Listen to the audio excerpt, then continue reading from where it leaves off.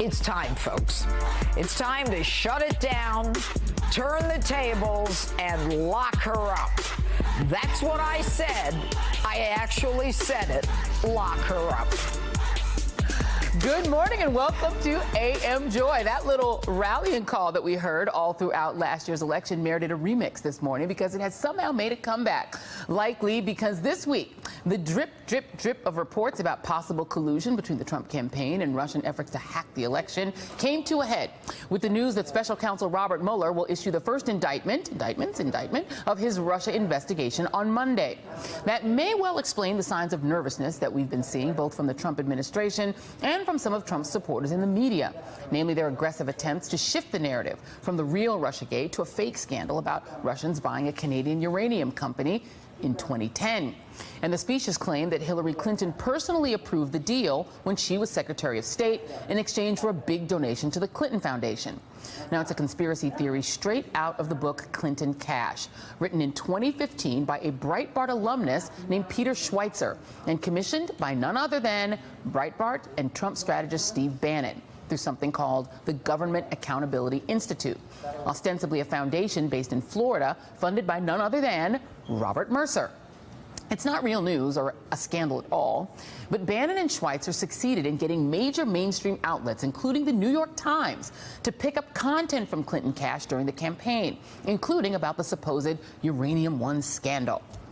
Now we're seeing the Uranium One hoax from the book resurface in White House press briefings and in conservative media this week, in what sure does look like a coordinated effort to rebrand the phrases Russia scandal and collusion away from Donald Trump and onto Republicans' favorite target, Hillary Clinton.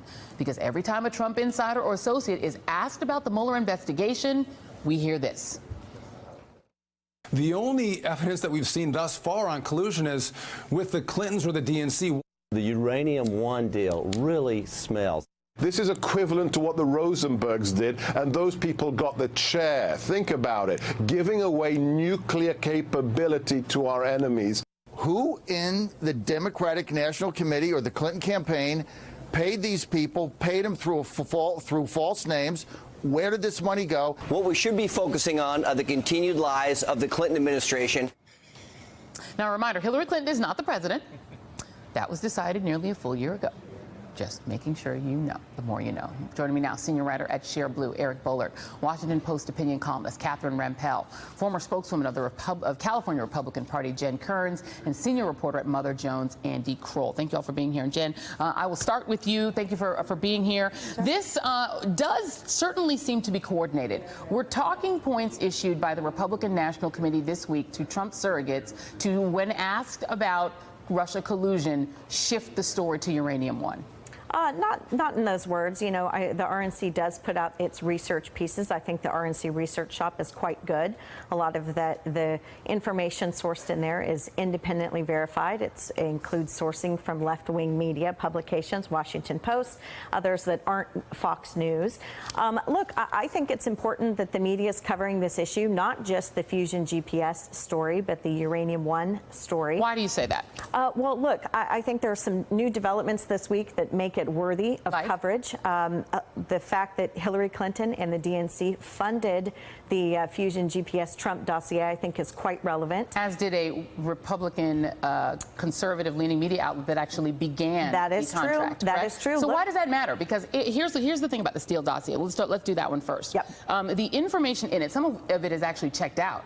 And so if, in fact, that document contains relevant and valid information showing that the Trump campaign colluded with Russia or worked with Russian operatives in order to distort the results of the 2016 election, who cares whether the Oppo research for it was paid by both a Republican and a Democrat? Well, look, I put the onus on the Washington Free Beacon as well. Just because a conservative outlet paid for it doesn't make it okay, and it also doesn't let Democrats off the hook.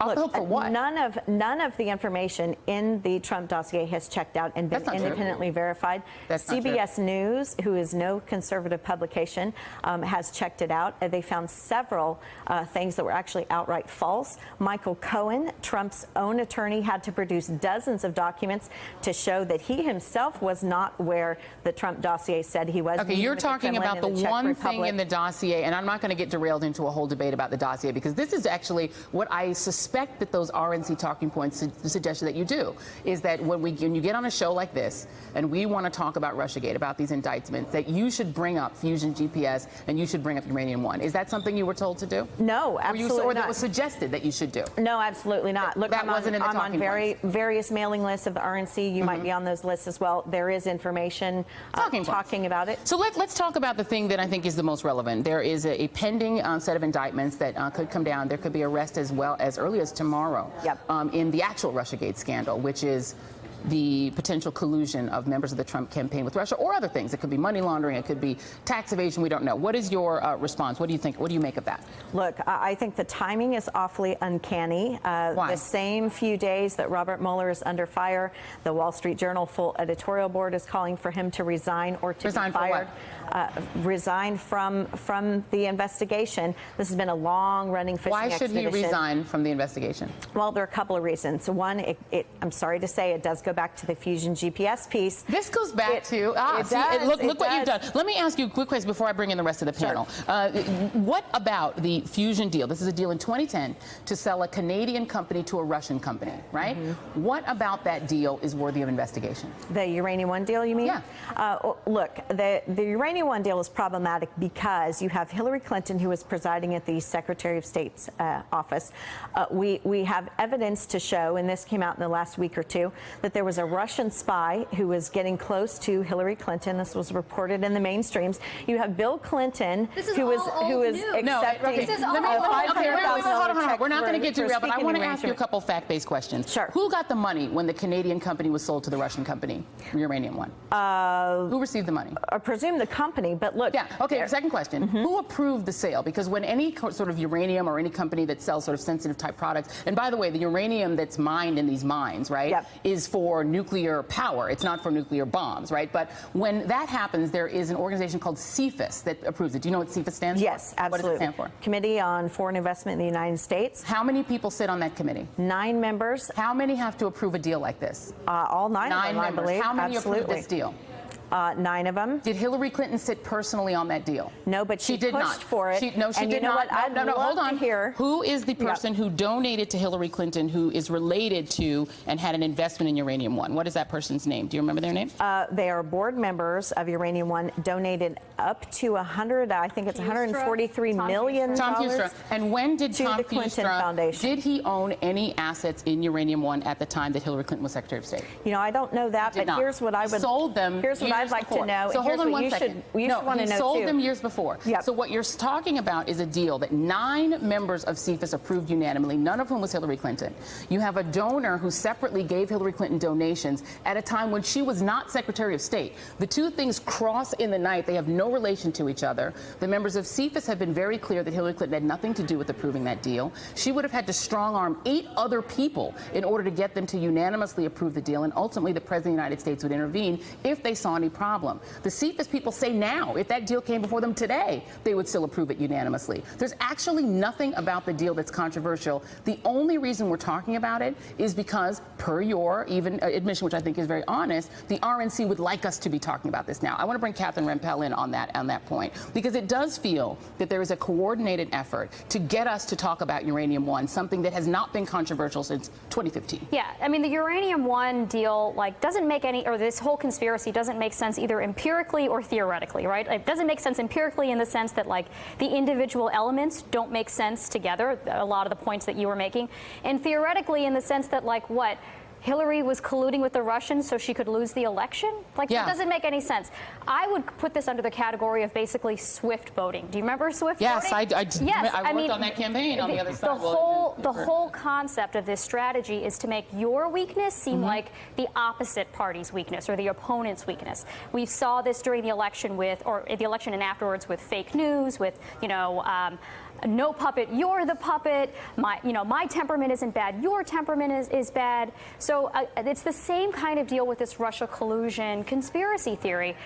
Trump is being accused of colluding with the Russians. So therefore, let's turn the tables and say, no, actually, Hillary, who's not even running for anything. She's a private and citizen. let me ask you about that, because are you uncomfortable with the idea that in answer to something very serious, which is potential collusion of an American presidential campaign with a foreign power, what your side is doing is attempting to drag a private citizen into essentially show trials in Congress over something that is easily looked up as debunked on Twitter? You can just look it up right now. You could look it up on social. You could look it up on Snopes right now that it has been debunked years ago. Well, Joy, I think what's interesting is it's actually the opposite of what Catherine just said. It's been the Democrats saying that there was Russian collusion in this campaign. There is an investigation and what we right look now at, by a special prosecutor and multiple congressional committees on the question of whether there was Russian collusion. Was there a meeting between a lawyer, Ms. Veselnitskaya, and members of the Trump campaign in Trump Tower in which they were promised dirt on Hillary Clinton? Did that happen?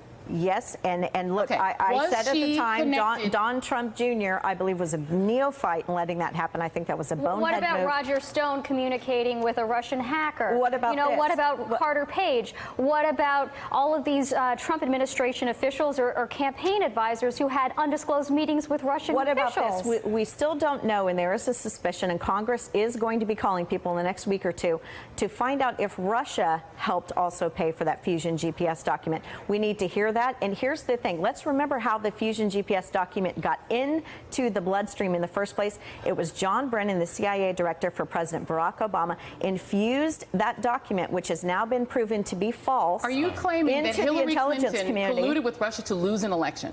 That doesn't make any Not to sense. lose. I don't think Hillary Clinton ever thought she was going to lose the election until election night. I'm going to let Eric Bowler in here. Yeah, Sorry, so this is classic Putin, right? This is whataboutism. This is straight out of the Kremlin, as you were kind of saying, deflect. But it's a very specific kind of deflection. You take what is being accused of you and you turn it around. So you say, yes, we might have colluded with a foreign government to overthrow this election, but what about Hillary Clinton? Look, we've seen this right-wing media, GOP, hand in hand before, over 10 years. It's usually to create an investigation for a sitting president, Barack Obama. It's usually to create an investigation for a Democratic nominee. But again, as you say, to create overnight, literally overnight, within 48 hours, this witch hunt, to drag someone from Chappaqua, private citizen, and literally a witch hunt. We have people on Fox News calling for her imprisonment and for her execution. How anyone in the Republican Party can be comfortable with that is beyond me. And of all people, Sebastian Gorka. Yeah, and a quick point. This, the three most important House committees don't overnight decide to launch an investigation without this coming straight from Paul Ryan's office, and the assumption is straight from the White House. Yeah. And now we have the Mueller indictment. Well, It's all very let me just ask you a transparent, question. and it's all the face of authoritarianism, and it's the face of fascism in America. Congressman Adam Schiff was on earlier today, and he talked about the fact that the U.S. impanels committees to go and talk to emerging governments in emerging countries. And one of the things that we talk about in building a democracy is that you do not go and prosecute your political opponent who lost an election to you. Right. This is not something we typically do in a democracy. Do you have any discomfort with the idea that your party, that the Republicans now want to go and try to drag Donald Trump's political opponent from the last election before essentially show trials in Congress? I actually think Donald Trump has shown a great deal of restraint, considering there was the chant of lock her up on the campaign trail. Which he led. And he has let this investigation go He through is tweeting the course. this morning that Here's Hillary what I Clinton think is should be dangerous. prosecuted. I think that a false political hit piece, and we now know it was a political hit piece, got infused into the U.S. intelligence community. I have concerns that James Comey got snookered on this, thought it was actual intelligence. I have concerns about Robert Mueller not knowing the difference between a political hit piece and an intelligence piece. You're doing the talking points very well that RNC wants you to do. And it is classic whataboutism. The idea is that you're attempting to sort of muddy the waters and claim that everyone who is investigating Donald Trump is a criminal.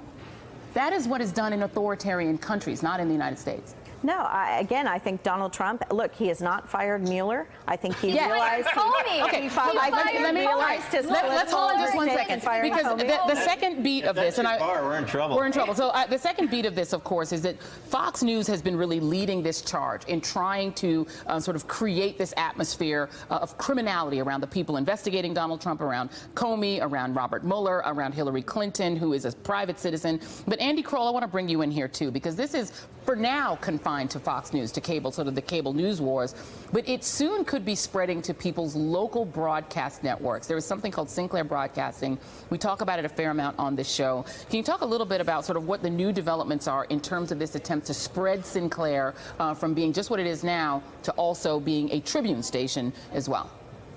Right. Well, what you showed earlier, this, amazing graphic of all these different screens of Sean Hannity pushing this, bogus Uranium One story. And obviously, that's Fox News. You turn the channel to Fox News, you know what you're going to get 24 hours a day.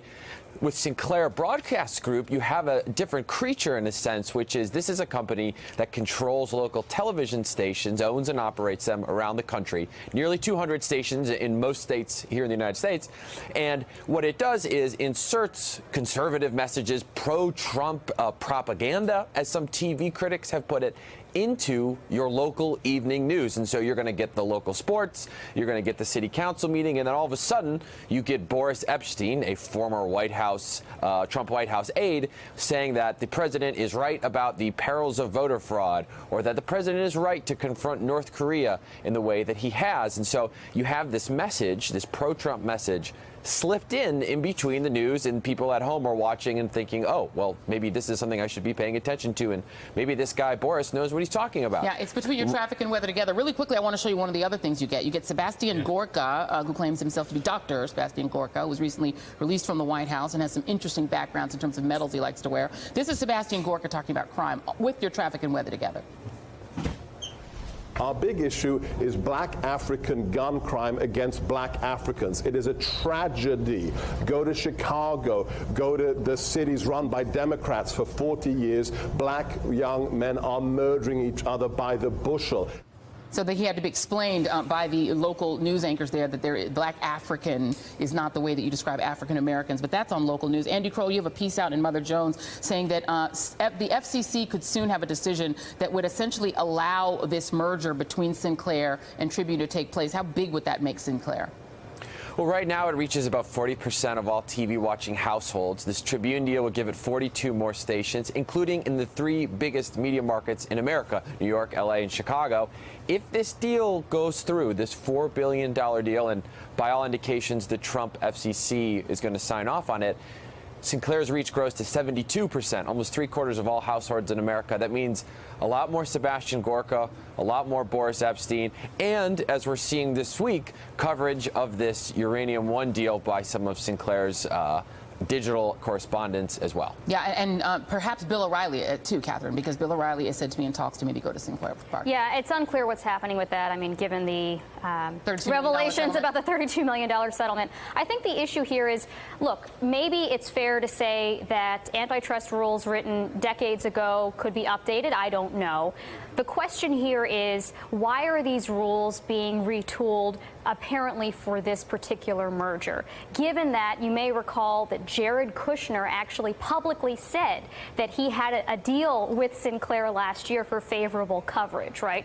That's what's suspicious about this. Not so much that the FCC would be thinking about, well, how do we really reevaluate what's good for consumers, but why are they doing it? Why are they changing, first of all, the formula for what's good without even changing the rules? You know, whether they're meeting that 39% threshold of households, why are they changing it apparently just for the sake of this particular merger? Yeah. All right. Well, I wish we had more time for this panel. Sinclair, by the way, is the Eric Boehlert full employment plan. He'll be busy fact-checking that for a while. Well, you know what? I mean, but the thing is, I'm sure you never thought you'd have to be fact-checking local news, your traffic and weather together. It's a lot more insidious when it's local news. But I'm sure you'll one person at this table will be happy that it happens. Eric Boehlert, Catherine Rempel, Jen Kurtz, Andy Kroll. Thank you all very much. And next up, Virginia's for Lovers and Dirty Campaign. Stay with us.